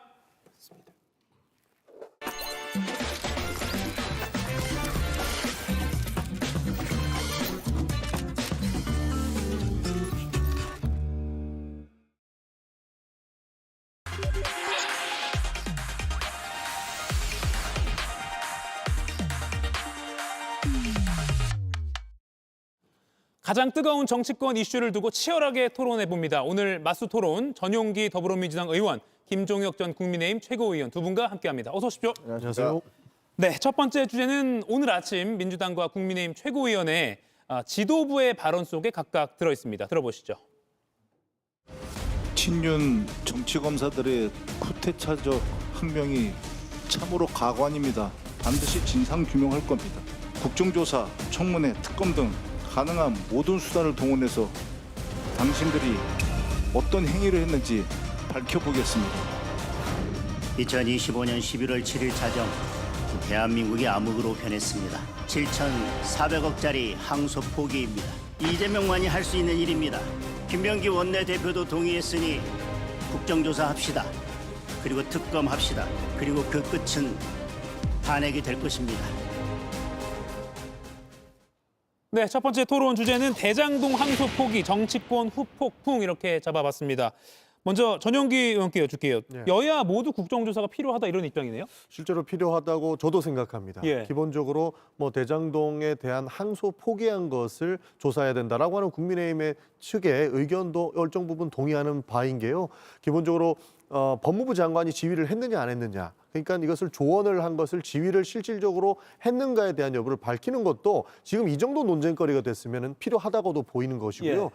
대장동 수사에 대해서 실질적 진실이 정치적 수사였는지 아니었는지의 논란이라고 봅니다. 그리고 이 부분에서 검사들이 집단적으로 성명을 내고 반박을 하는 부분도 공무원들의 정치적 중립 의무를 위반한 것은 있는지를 충분히 파헤칠 수 있기 때문에 조사가 필요한 부분에 대해서 양측의 입장 모두 뭐 공감한다 말씀드릴 수 있겠습니다. 예, 양측 다 공감한다. 다만 국민의힘 쪽에서는 뭐 좀 다른 의견도 있는 것 같아요. 아니 근데 이게 구태타적 항명이라고 얘기를 했잖아요. 예. 그러니까 그 항소 포기한 것에 대해서 18명이나 되는 검사장이 이게 말이 됩니까? 라고 성명을 내고 예. 검사들이 부글부글 끓고 수사관들이 문제를 제기하고 여론이 이게 말이 안 돼라고 얘기하는데 그걸 항명이니까 처벌해야 된다는데 그 얘기를 들으면서 무슨 생각이 들었냐면요. 만약에 윤석열 대통령이 불법 비상계엄을 했는데 거기에 대해서 국무위원들이 그거 아닙니다. 잘못됐습니다. 라고 얘기하면 너 어디다 항명하는 거야? 내가 처벌하겠다. 이렇게 얘기할 수 있습니까? 말이 안 되시는 소리를 하고 있는 것 같아요. 그리고 이거는 어쨌든 그 불법 행위에 대한 거부, 그거는 민주당에서 계속 얘기했잖아요. 휘슬블로어들을 보호해줘야 된다. 예. 내부 고발자. 고발자들에 대해서 우리는 보호해줘야 된다. 이런 얘기들을 했던 사람들 아닙니까? 제가 생각하기에는 그 국정조사도 하시고요, 특검도 하시고 그래서 진실을 밝히시기 바랍니다. 그러니까 검찰 내부에서 목소리를 낸 것을 민주당은 지켜줘야 되는 거 아니냐라고 말씀을 해줄 수 있겠는데 검찰이 윤석열 구속 취소에 대한 항고를 포기했을 때 이렇게 똑같이 목소리를 냈다면 정말로 정의로운 집단이구나라고 평가해서 이해할 수 있겠습니다. 그러나 그때 단 한 명도 저는 못 봤다고 보거든요. 그리고 실질적으로 지금은 18명에서 반발하고 있는데 항고 포기 때 10명이라도 반발하거나 집단적으로 성명을 냈다면 정말 정의로운 집단이라고 다시 한번 평가할 수 있을 것 같습니다. 그러나 그때는 아니고 지금은 맞다. 이재명 대통령을 잡기 위해서 얼마나 많은 노력을 했습니까? 지금 대장동 수사도 3년 이상씩 끌었잖아요. 그리고 나서 본인들이 최종적으로 목표했던 이재명 대통령을 엮어놓지 못하니까 약간 저는 불리하다고 판단한 것 같습니다. 그래서 정치적인 선택이었다고 보는 것이고 불법 비상계엄하고 지금의 항명과 논의할 바는 아니다라는 말씀까지 드리겠습니다. 정의로운 집단 얘기는 할 것도 없고요. 그렇게 보는 사람들 별로 많지도 않으니까. 이게 지금 문제가 된 게 왜 그렇습니까? 법무부 장관이 여기다 부당한 압력을 행사한 거 아니냐. 그리고 대검 지금 당장 수사팀에서는 이거 항소하겠습니다. 그래서 1차 사인까지 받았던 거 아닙니까? 근데 그걸 다시 뒤집었던 거 아니에요. 그러니까 논란이 되고 있는 겁니다. 근데 그거랑 그 이전에 일반 사건에 있어서 항소를 왜 안 했느냐의 여부하고는 완전히 다른 거죠. 만약에 그때도 법무부 장관이 지시를 해서 항소를 안 했다면 상당히 큰 문제가 됐을 겁니다. 예. 그거랑은 두 개가 그런 다른 사건들과 비교하는 것은 적절치 않아 보여요. 저희가 지적하는 부분은 그거예요. 내 마음에 들면 항고하고 내 마음에 안 들면 항소를 포기하고 이런 부분들을 검찰은 지금까지 본인들이 선택적인 영역으로 다뤄왔다는 겁니다. 지금 이 사건도 굉장히 정치적인 사건으로 시작했다는 지적 이후에 논란이 된 것 아니겠습니까? 예를 들어서 일반적으로 비교하는 게 아니라 윤석열 항고 때나 김건희 수사를 안 했을 때 지적을 했다면 지금 이 건도 타당하다고 볼 수 있겠으나 그때는 이런 방법 하지 않던 사람들이 이제 와가지고 이런 논란을 만든 것 자체가 잘못됐고 법무부 장관이 하는 얘기는 예를 들어서 항고를 포기해야 됩니다라고 이야기를 했다면 이것은 일반적인 지휘권으로 볼 수 있겠죠. 그러나 법무부 장관은 신중히 검토해야 된답니다라고 하는 아주 일반론적인 이야기를 했는데 그것을 가지고 법무부 장관이 불법 행위를 했다. 그리고 마지막에 이재명 대통령을 탄핵해야 된다라고 보기에는 상당히 선을 많이 넘었다라고 봅니다. 그러면 그 윤석열 전 대통령이 그 최상병 관련해서 그 경로를 했다는 걸 가지고서 민주당 그거 얼마나 문제를 삼았습니까? 제가 보기에는 대통령이 의견을 표시할 수도 있어요. 그거 좀 안 되는 거 아닙니까? 라고 얘기할 수도 있는 건데 그것을 경로를 했다는 그런 것들 때문에 이거 굉장히 문제가 되고 있었잖아요. 그러면 법무부 장관이 신중하게 검토하라고 지시했다는 것과 그 경로했다는 게 뭐가 다릅니까? 예를 들면 이렇게 법무부 장관이 그렇게 지시를 안 했으면은 지금 노만석 검찰총장 대행 얘기하지 않습니까? 위하고 법무부와 용산의 눈치를 보고 내가 굉장히 힘들었다 나도 이렇게 얘기를 해요. 그리고 외압을 안 받았습니까? 그러니까 그 얘기에 대해서 아무 얘기도 안 합니다. 그리고 지금 서울지검장 정진우 서울검사장은 아니, 나는 올렸는데 위에서 하지 말라고 해서 했다라고 얘기합니다. 그럼 이게 누구의 지시에 의한 겁니까? 만약에 이게 그냥 위에 상부의 지시가 아니라 검사들에 의해서 그냥 이루어졌다면 검사들 그냥 비판받고 끝날 거예요. 예, 제가 질문 이렇게 좀 바꿔볼게요. 검찰의 항소 포기 때문에 범죄 수익 추징이 사실상 어려워졌다 이런 우려도 나오는데 이 부분에서는 전 의원님 어떻게 보세요? 실제로 그렇지 않죠. 이게 민간 간의 영역이었다면 민사소송에서 실제로 한 사람이 포기한다면 민사소송이 이루어지지 않을 수 있다라고 하는 논란이 있지만 지금 이 건에서는 성남 도시개발공사가 들어가 있거든요. 예. 그러니까 사실상 민과 관이 함께 들어가 있는 부분이기 때문에 관이 이렇게 부당 이익을 환수하는 조치를 안 할 수는 없는 것이죠. 그렇기 때문에 지금 환수를 할 수 없다라고 하는 것은 형사소송만 보고 있는 것이라고 저는 보고 있습니다. 그래서 하나만 보지 말고 둘, 셋 앞으로 따라올 후속 조치를 좀 봐야 된다는 말씀을 드리는 것이고 우리 법이 이렇게 마구잡이로 빠져나갈 수 있게끔 설계되어 있지는 않다라는 말씀까지 드리겠습니다. 예, 민사로 가능하다. 이게 왜 문제가 되냐면요. 대개의 경우 민사소송은 형사소송에 의해서 영향을 받아요. 형사소송에 의해서 유죄 혐의가 인정이 되면 민사소송에서도 거기에 대한 배상이 나가는 겁니다. 근데 지금 형사소송에서 많은 부분을 무혐의로 처리를 해. 예를 들면 뇌물 같은 거 없는 걸로 처리를 해주고 덮어주면 거기서 민사소송에서도 비슷한 결과가 나올 수가 있는 거예요. 그리고 지금 이 부분에 대해서 당장 민주당에서는 봐라. 이 수사가 얼마나 엉터리였느냐. 검찰 수사가 얼마나 엉터리였으면 검찰 스스로 항소를 하지 않았겠느냐. 이런 걸로 선전전 펴고 있는 거 아닙니까? 그러면 이 의도가 뭔지가 너무나 명백히 보이는 거예요. 이것은 제가 보기엔 이재명 대통령을 막아주기 위해서 그래서 지금 정성호 법무부 장관이 총대를 매서 밑에 있는 검사들한테 압력을 행사한 직권남용 그런 혐의인 것이고 거기에 대해서 그 검사들 자기들이 의무를 수행해야 될 검사들 그거 있잖아요. 본인이 그냥 중앙지검장 네. 그냥 내면 됩니다. 그냥 요청하면 돼요. 그리고 만약에 뭐라 그러면 그만두면 됩니다. 그런 거 하라고 저 공무원 신분 보장해주고 전결권이 있죠. 예, 그만두고 나면은 변호사 하면 되는 거 아닙니까? 근데 그런 거 안 하고서 이제 와서 징징거리는 거 이건 도대체가 아니, 검사들에 대해서 국민들이 뭐라고 생각하겠습니까? 그러니까 형사소송이 민사소송에 영향을 미치는 건 맞죠. 그렇다고 해서 형사소송에서 밝히지 못했던 부분들이 민사소송에서 뭐 밝혀진다고 한다면 추가적으로 추징은 충분히 가능하다고 볼 수 있는 겁니다. 그것은 민사에서 평가받으실 거라고 보는 것이고 문제는 지금까지 말씀하신 부분들이 정말로 민사소송으로 못 받을 정도가 되려면 이 사람들이 징역형을 안 받았어야 돼요. 그리고 추징형을 안 냈어야 되는데 지금 검찰에게 유리한 증언을 했던 사람들은 오히려 검찰의 구형보다 선고고량이 늘어났습니다. 예를 들어서 유모 씨 같은 경우에는 징역 7년을 구형받았는데 8년 선고받지 않았습니까? 그리고 정모 씨 같은 경우에도 징역 5년을 검찰이 구형했는데 6년을 선고를 해요. 그게 무엇이냐? 검찰에게 유리하게 증언했던 사람들은 작게 구형을 하고 불리한 증언을 했던 사람들은 더 많게 구형을 했다라고 하는 것도 저는 반증이 된다고 보는 의혹이죠? 것이거든요. 그렇죠. 예. 의혹이죠. 그렇기 때문에 이 선고도 굉장히 많이 됐기 때문에 그리고 추징금도 충분히 인정됐기 때문에 그리고 우리가 이미 언론에 많이 나왔다시피 부당 이익에 대한 내용들은 충분히 공표가 됐기 때문에 민사에서 싸울 수 있다라고 보는 겁니다. 아니 그냥 항소를 하면 되는 거 아닙니까? 그걸 왜 민사소송을 해서 하라고 얘기를 하는지를 모르겠는데 불이익금지 원칙에 따라서 만약에 검찰이 항소를 포기를 하면 그러면 항소심에서는 1심에서 나온 것보다 더 심한 형량이라든가 추징을 할 수가 없어요. 그리고 무혐의를 결정한 부분에 대해서 다툴 수가 없는 거 아닙니까?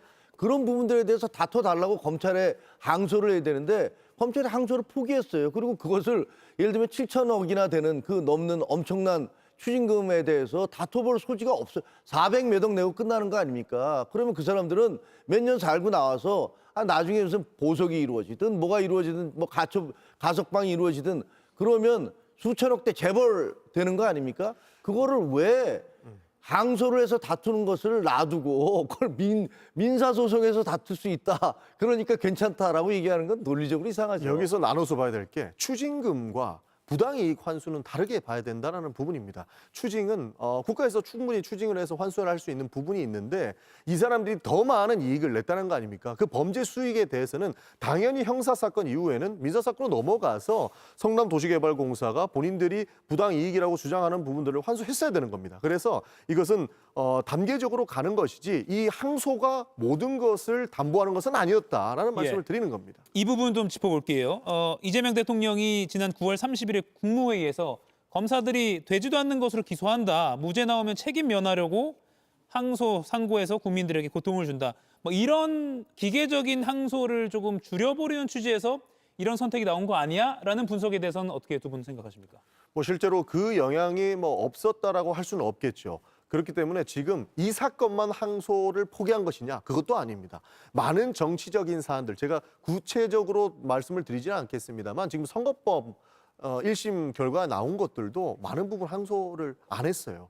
실제로 100만 원 이상이 나오면 소위 선거권을 박탈당하고 실제로는 의원직을 잃게 되는 분들이 계신데 그분들 90만 원 받고 항소도 안 당했습니다. 여야 할 것 없이 이것도 기계적인 항소라고 평가할 수 있는 것 아닙니까? 실제로 검찰은 본인의 업무이기 때문에 굉장히 많이 항소할 수 있습니다. 그러나 이렇게 방어권을 행사해야 되는 부분들은 굉장히 많은 돈을 들여서 막아야 되는 것 아닙니까? 실제로 이 사건만 문제가 있었다면 충분히 비난과 비판할 수 있다고 봅니다만 지금 많은 사건들이 일어나고 있는데 유독 대장동 사건에 대해서는 이재명 대통령과 관련이 있다고 해서 과도하게 문제 제기를 하는 것이다라는 말씀드리겠습니다. 일단 대통령이 이미 9월 달에 그 얘기한 것은 밑밥 깐 거라고 생각을 합니다. 밑밥을 깔아놓고 나중에 결정이 내려지면 그다음에 그것을 항소 포기하도록 하는 그런 논리를 만들기 위해서 그런 주장을 했던 거라고 저는 생각을 합니다. 그래서 충분히 그런 의심을 할 수 있죠. 그다음에 아니 그 선거법 재판에서 90만 원 나와갖고 본인도 포기하고 검찰도 양자가 다 포기를 해서 그만둔 거예요. 박모 의원의 경우는. 그런데 이거는 얘기가 다르잖아요. 그 범인들 5명은 모두 항소를 했어요. 근데 검찰은 안 했어요. 한쪽은 안 함으로 해서 더 이상 2심에서 이 사람들한테 불리한 판결이 내려지거나 추징이 이루어질 수 없도록 만든 건 아닙니까? 그러니까 이 사람들한테 어떻게 보면 나쁘게 생각하면 뒤에서 딜을 했구나. 아니면 저 사람들이 협박을 했겠구나. 아니 우리한테 이런 식으로 나오시면 우리 가만히 있지 않겠습니다라고 할 수도 있죠. 그러면 그래 너 2심에 가서 우리가 항소 포기하도록 만들어줄게. 그럼 2심에서 형량도 줄어들 가능성이 있고 그리고 너희들 추징도 안 받아. 그러니까 얼마든지 우리가 정성을 보이는 거니까 그다음에 또 우리가 집권하고 있으면 기회가 생기지 않냐. 사면도 있고 뭣도 있고 이럴 수도 있죠. 이런 의심 안 갑니까? 아니 지금 이루어지는 현상들 보면 얼마든지 그런 딜이 있지 않나라는 그런 의심을 할 수가 있는데 민주당이 그동안에 윤석열 전 대통령 그리고 그 국민의힘에 대해서 제기했던 저는 아시다시피 비상계엄에 대해서 결사 반대했던 사람이니까 하지만 제기했던 수많은 의혹들 한번 생각해 보세요. 지금 벌어지는 일들에 대해서 국민들이 의혹 가지는 게 그게 문제가 있는 겁니까? 실제로 그러니까 이 거래에 대해서를 말씀 안 드릴 수가 없는 거죠. 국민의힘의 박모 의원은 양쪽이 다 포기해서 항소를 했다고 했는데 검찰이 그 사건을 왜 포기합니까? 왜냐하면 검찰이 국민의힘 박모 의원에 대해서 구형했던 거는 150만 원으로 알고 있는데 90만 원 받았어요. 근데 항소 포기했습니다. 박모 의원은 당연히 100만 원 이상 안 나왔으니까 항소 포기한 것 아니겠습니까? 그런 측면으로 봤을 때 굉장히 지금 이례적으로 문제 제기하고 있는 것은 윤석열 3년 동안 펄털 털었던 이재명 대통령을 결국에는 공범으로 엮어놓지 못했기 때문에 이렇게 문제제기를 하고 있는 거라고밖에 안 보이는 겁니다. 박모 의원의 그 선거법 사안하고 그다음에 지금 수천억 원이 걸려 있고 그 나라 전체를 몇 년째 뒤집고 있는 대장동 사건하고 그 사건 하나를 놓고서 이것과 등치로 비교하는 건 너무 과한 얘기죠. 한동훈 전 국민의힘 대표가 이런 발언했습니다. 검찰 자살 행위다 이런 취지의 발언했고요. 그 발언에서도 이미 검찰은 죽었다라는 또 반론이 나오기도 했습니다. 이렇게 좀 페이스북 그리고 오늘 정성호 법무장관의 도어스태핑 발언 등등으로 전직 법무장관, 현직 법무장관이 어떻게 보면 약간 대결 구도로 좀 가고 있는데요. 이거 어떻게 보세요? 지금 오늘 아침에 어느 방송에 나와서 한동훈 전 대표 그 얘기 하더라고요. 아니 원하시면 김어준 방송에 나가서도 할 수 있으니까 우리 토론하자. 지금 토론합시다. 장관님하고 토론합시다. 정성호 장관님하고 토론합시다. 그렇게 얘기하더라고요. 예. 그거 한번 해봤으면 좋겠어요. 그리고 뭐 보니까 오늘 아침에도 정성호 장관 해명을 하시면서 아니 뭐 한동훈 당신도 법무부 장관 할 때 그 윤석열 전 대통령 사건에 대해서 봐준 거 아니야? 전혀 사실이 아니거든요. 그래서 그 민주당 패널 두 분이 공식적으로 공개 사과까지 했던 부분이에요. 근데 그거를 왜 갑자기 법무부 장관이 그런 식으로 얘기를 하시는지 이해가 할 수 없고, 저는 뭐 그 두 분 토론이 이루어져서 누가 도대체 말이 안 되는 주장을 펼치고 있고 결정을 한 것인지 이거를 좀 밝혔으면 좋겠습니다. 예. 그러니까 이렇게 3년 넘게 이 수사를 끌지 않았습니까? 한동훈 법무부장이 그렇게 대단했다면 윤석열 정부 때 빨리 끝내지 그랬냐? 저는 이 부분은 안 물어볼 수가 없었던 겁니다. 지금 와서 본인들의 주장을 한다고 해서 검찰이 다시 되살아나느냐? 그것도 아닙니다. 저희가 주장하는 검찰이 실제로 수사 기소 분리가 돼서 개혁이 됐던 이유도 특수부 검사들이 자신이 선택적으로 이용을 했기 때문에 그 부분을 지적하면서 수사와 기소를 분리한 거거든요. 그 부분에 대해서 한동훈 전 대표는 절대 자유로울 수 없었는데 지금 이때다 싶어서 정치적인 행위를 하고 있는 거기 때문에 큰 의미 없다고 생각을 합니다. 대한민국의 그 조직 중에서 과거의 잘못으로 인해서 문을 닫아야 될 그런 비난을 받아야 될 곳들이 있다면 국회를 빼놓을 수가 없죠. 검찰 문제 많죠. 사법부도 문제 많습니다. 언론은 안 그렇습니까? 그러면 우리 지금 국회는 안 그렇습니까? 여야당 안 그렇습니까? 여야당이 저질러 온 그동안의 수많은 문제점들이 얼마나 많습니까? 그래서 국민들이 전부 다 야, 국회의원 다 사표 내고 니들 문 닫아라고 얘기합니까? 그렇게 얘기하지 않습니다. 왜냐하면 법적 안정성이라는 것들이 있고 대한민국은 헌법에 의해서 움직이는 나라이기 때문입니다. 검찰에 대해서 문제가 많다는 거 저도 인정해요. 예. 그러나 지금 일방적으로 민주당이 밀어붙여 놓은 검찰 폐지, 이것을 갖고 무슨 어마어마한 개혁을 하고 어마어마한 선을 만들어낸 것처럼 얘기하시면 안 됩니다. 왜? 공수처 어떻게 했습니까? 공수처 만들어놔서 지금 공수처가 무슨 짓 하고 있습니까? 이런 것도 생각해 보면 그렇게 함부로 얘기할 수는 없는 것이다라고 생각이 듭니다. 최소한 한동훈 대표가 제가 말씀드렸던 것처럼 윤석열 구속 취소 사건 때 항고 포기했을 때 이런 의견 조금이라도 냈다면 그 진정성을 인정하겠습니다. 그때 상관이 없던. 그러니까 그때 한동훈 대표가 상관이 있다라는 게 아니고 항고 포기했을 때 한동훈 대표가 법원에서 구속 취소 사건을 판결을 내린 거면 이유가 있겠지, 이런 용도였어요. 그때 그 사람이 법무부 장관이었다라는 논란이 아니고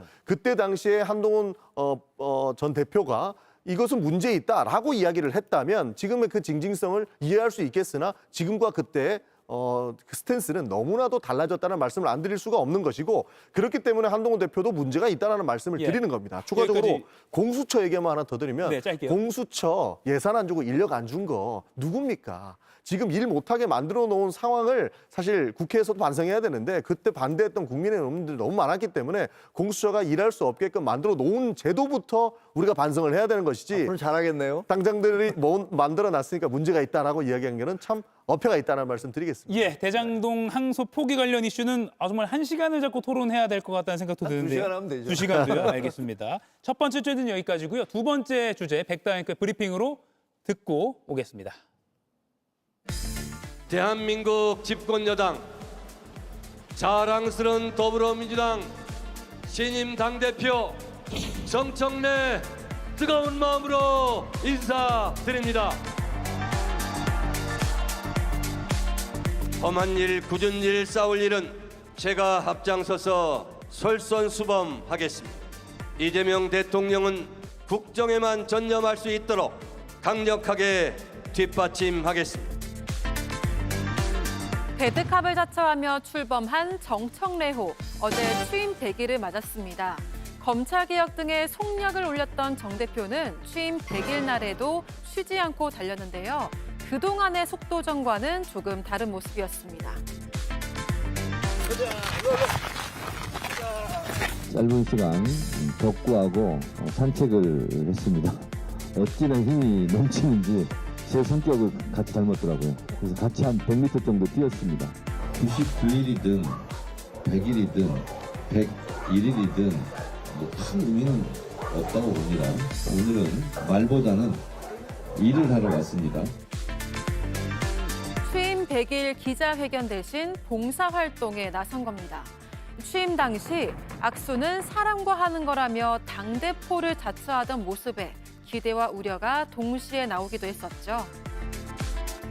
개전의 정이 없다. 그래서 내란 세력과는 제가 악수하지 않겠다 이렇게 말씀드리는 겁니다.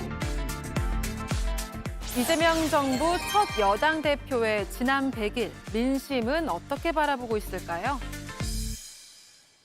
네, 두 번째 마스토로는 정청래 민주당 대표의 100일을 돌아보겠습니다. 먼저 같은 당이시니까 지난 100일 동안에 어떤 장면이 가장 기억에 남으십니까? 저는 놓여진 개혁 앞에서 좌고우면하지 않고 강력하게 밀어붙였던 부분들을 이야기하고 싶습니다. 그러니까 추석 전에 검찰 개혁을 이루겠다라고 이야기하지 않았습니까?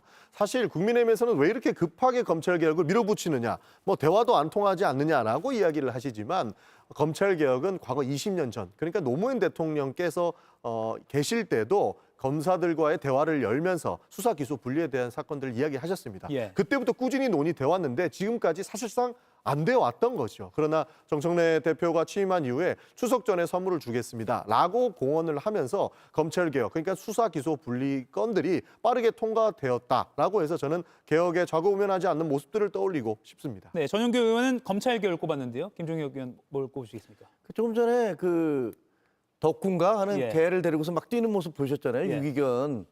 지금 그럴 때입니까? 아니 지금 여당 대표가 100일 된 그 시점에서 유기견 보호소에 가서 개 데리고서 뛰면서 자기가 뭐 이랬다 이런 거 보여줄 때입니까? 지금 아시다시피 에이펙 이후에 관세 협상이 있고 그다음에 예산국회 남아 있고 그다음에 그동안에 아직도 끝나지 않았던 그 국감 부분도 있었고 그다음에 재판중지법 그리고 또 항소 포기와 관련해서 나라가 얼마나 시끄럽습니까? 여기에 대해서 여당 대표는 입장을 내고 우리가 이러이러한 걸로 이렇게 하고 있습니다. 항의할 건 항의하고 아니 시인할 건 시인하고 이런 거 해야 되는 거 아닙니까? 지금 가서 취임 100일인데 거기 가서 무슨 유기견 가서 유기견들하고 뛰는 거 보이면서 그러면 그 정청래 대표한테 저 사람 참 인간적이야. 저 사람 정말 굉장히 따뜻한 사람이야. 이런 얘기 나옵니까? 국가가 당면한 어떤 여러 가지 상황들에 대해서 얘기해야 될 책임이 있는 게 여당 대표입니다. 저는 좀 웃긴다는 생각이 들어요. 저게 뭐죠? 저는 뭐 오히려 잘하고 있다고 봅니다. 그래요? 지금 저런 모습을 보이는 것만이 다가 아니지 않습니까? 모든 것은 앞뒤에 양면이 있고 이면이 있는데 여당의 대표가 말 한마디 하면 모든 것이 정책화되고 모든 것이 사건으로 불거집니다. 그런데 지금 여러 건들이 나와 있는 건들 중에 모든 것을 코멘트하기 시작하면 더 대한민국은 혼란스러워질 수밖에 없는 겁니다. 그래서 지금은 할 수 있는 그러니까 개혁의 내용이라든지 국정 운영에 대한 사안들은 비공개로 정리를 하고 총리라든지 대통령을 통해서 정확하게 정리된 문건들이 나가야 국민들이 혼란을 안 가지기 때문에 오히려 정청래 대표는 그 비공개로 자신이 해야 될 역할들, 메시지와 입장 정리를 해주고 외부로는 정말로 사회 이면에 있는 사각지대에 있는 사람들을 챙겨주고 그런 모습들이 필요한 거 아닌가 싶은 거예요. 다 얘기하면 정말로 엉망진창 될 겁니다. 선별적 정의죠. 왜냐면요. 정청래 대표 때문에 지금 얼마나 시끄러웠습니까? 정청래 대표의 말 때문에 시끄러웠어요. 정청래 대표가 어떻게 얘기를 했길래 심지어는 대통령 비서실장이 제발 대통령 정쟁에 끌어들이지 말라고 이렇게까지 공개적인 기자회견을 합니까? 저는 그런 거 처음 봤습니다. 그러니까 말하면 문제 된다니까요. 아니 그러면 그렇게 온 세상을 시끄럽게 심지어는 여권 내부에서도 그렇게 분란을 만들어 놓고 그리고 일반 국민들이 보기에도 집권당 왜 저러지? 불안하네. 이런 것들을 만들어 놓고 본인은 정작 100일 되니까 그냥 도망가 버려요. 그래갖고 피해서 유기견들 데리고서 뛰는 모습 보여주면서 이게 도대체가 정치인으로서 할 수 있는 건지 이게 올바른 건지 그리고 말을 만약에 내가 입만 열면 세상 시끄럽다. 입을 닫으셔야죠. 그럼 정치를 그만하셔야죠. 정치는 말과 타이밍이에요. 그 적절한 때에 적절한 말을 해줘야 돼요. 근데 그런 걸 못하겠으면 정치 그만둬야 됩니다. 그러니까 입을 닫고 있으니까 왜 말 안 하냐 그러고 그러니까 어떻게 스탠스를 잡아야 될지 모르겠는데 기본적으로 정청래 대표는 사실 일주일에 한 번 이상씩 고위당정 협의를 하고 필요한 내용이 있을 때 정무수석과 수시로 통화합니다. 그렇게 입장 정리를 하고 내용을 정리한 정제된 멘트가 나가야 혼란이 없는 것이지 않겠습니까? 그래서 추가적인 혼란을 막고 국정을 안정시키고 먹고 사는 문제 해결하는데 이재명 대통령이 잘 될 수 있게끔 하는데 역할을 하고 계시니까 큰 걱정 안 하셔도 된다는 말씀 드리겠습니다. 저희가 지난 100일 동안 정청래 대표가 최고위원회 회의에서 했던 주요 발언 중에 어떤 언급을 가장 많이 했는지를 준비를 했습니다. 보면 내란이라는 게 217회로 가장 많았습니다. 8월 4일부터 11월 10일까지인데요. 그리고 이재명 대통령, 그리고 개혁, 이런 순서로 있는데 내란이라는 어휘를 가장 많이 썼다. 이건 지금까지는 그랬다 치고 앞으로도 내란 척결 최우선 과제로 두고 갑니까? 지금은 그렇습니다. 예. 내란 척결을 반드시 이루어야 된다라는 생각이 있습니다. 실제로 예. 많은 민주당 의원들도 그 생각을 가지고 있는데요. 그 이유가 무엇이냐면 지금 윤석열 전 대통령 재판 보십시오. 다 거짓말하고 있다고 보고 있지 않습니까? 실제로 앞뒤가 바뀌는 모습도 봤고 증언이 일치되는 경우를 거의 못 봤다고 봅니다. 이 상태로 그냥 어물쩍 넘어가면 실제로 윤석열 전 대통령이 다시 한번 구속 취소라든지 나오는 사태가 발생할 수도 있는데 그때는 내란이라고 하는 점이 또다시 발생할 수 있는 여지를 두기 때문에 지금 국정을 안정시키기 위한 여당의 입장으로서는 해당 내용들이 지속적으로 체크해서 또다시 문제가 발생할 여지를 안 두는 것이 중요하다고 봅니다. 예. 그래서 내란 정국이 끝날 때는 윤석열 전 대통령의 재판이 끝나고 형이 확정될 때까지는 내란 정국이 이어질 것이라고 보고 있기 때문에 지금은 내란을 종식시키고 국정을 안정시키는 데 목표가 있는 여당 대표로서는 지속적으로 얘기할 수밖에 없는 상황이다라는 말씀 드리겠습니다. 예. 30초 남았는데요. 내란 장사 이제 그만하셔야죠. 대한민국이 내란 중입니까 지금? 그래서 에이펙은 내란 중에 인 나라에서 벌어진 겁니까? 그리고 젠슨 왕은 이재용과 정의성과 내란이 진행 중인 나라에 와서 회담을 한 겁니까? 뭐 본인들의 무능이라든가 본인들의 문제점을 모두가 내란이란 말을 내세워서 그걸로 덮어버리려고 하는 정치적인 술책에 불과하다. 그렇게 생각을 하게 됩니다. 그리고 결국은 윤석열 전 대통령 그 책임지고서 지금 재판받고 있어요. 그 재판 결과 나올 겁니다. 그런데 모든 것들을 다 내란 사람들 지겨워하고요. 그런 식으로 몰고 가면 안 된다고 생각합니다. 윤석열 전 대통령이 책임지면 더 이상 할 말도 없어요. 근데 계속 자기는 그런 적 없다라고 이야기하고 있고 부인하고 있기 때문에 이렇게 되다가는 정말로 다시 한번 구속 취소의 사건이 일어난다거나 국민들이 불안해서 못 산다는 거예요. 예, 여기까지 마무리해야 될 것 같습니다. 참고로 저희가 왼쪽 상단 자막에 저희가 정당 지지도를 계속 띄워드려서 이거 설명을 좀 드려야 될 것 같습니다. 리얼미터가 조사한 거고요. 민주당이 46.5%, 국민의힘이 34.8%로 11월 첫째 주 지지도가 이렇게 나왔습니다. 자, 두 분 오늘 제가 준비한 질문은 안 해도 될 정도로 열띤 토론 보여주셔서 고맙습니다. 감사합니다. 네, 감사합니다.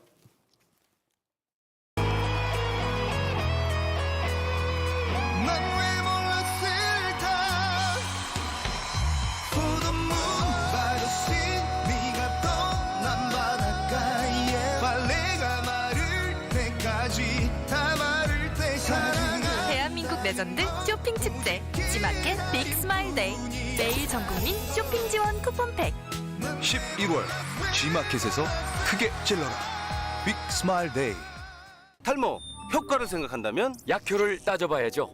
판시릴 약용 효모 복합 성분이 모근부터 탄탄하게, 안에서부터 굵어지니까 덜 빠지겠죠. 풍성해지겠죠. 안에서 지켜야 탈모를 지킨다. 역시 판시릴. 풍성. 바람은 약하고 열은 걱정되니까 굿바이 딜레마. 이젠 글램팜으로 올 세라믹 기술로 손상 없이 프리미엄하게 글램팜. 김건희 씨가 받은 명품 선물이 또 나왔습니다. 이번엔 프랑스산 명품 클러치백입니다. 2023년 3월 국민의힘 김기현 의원이 당대표에 당선된 직후 그의 부인이 김건희 씨에게 선물한 걸로 드러났습니다. 김기현 의원이 내놓은 해명은 궁색해 보입니다. 사회적 예의 차원에서 선물한 것, 여당 대표와 대통령이 서로 원만히 업무 협력을 하는 것이 필요하다는 생각이었다. 사회적 예의 차원이란 해명은 그들이 사는 세상은 좀 다른 세상인가 이렇게 일단 넘겨보더라도 원만한 업무 협력을 언급한 부분은 도통 이해가기 어렵습니다. 받은 쪽 해명도 비슷합니다. 김건희 씨도 사회적 의례적 차원의 선물이라고 밝혔습니다. 디올, 그라프, 샤넬, 바쉐론, 반클리프 같은 전례로 볼 때 들어오는 선물 모두 의례적으로 주는 것이겠거니 하고 거리낌 없이 받은 건 아닐까. 묘하게 고개가 끄덕여지는 이 해명 앞에 쓴웃음이 나는 오늘 한 컷이었습니다.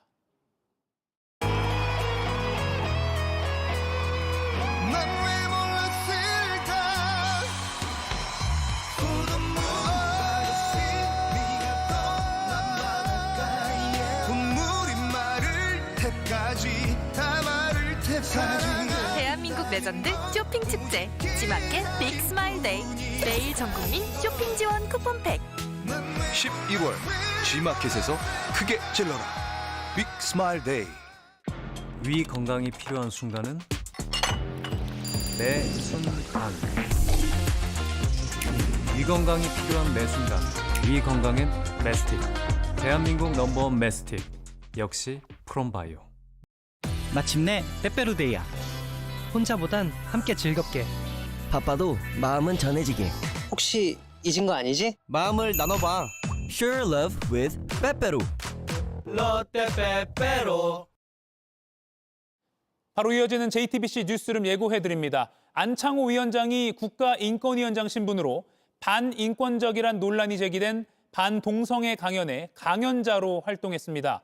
보수 기독교 단체가 운영하는 온라인 강의 사이트에서입니다. 잠시 후 이 내용 뉴스룸에서 자세히 전해드리겠습니다.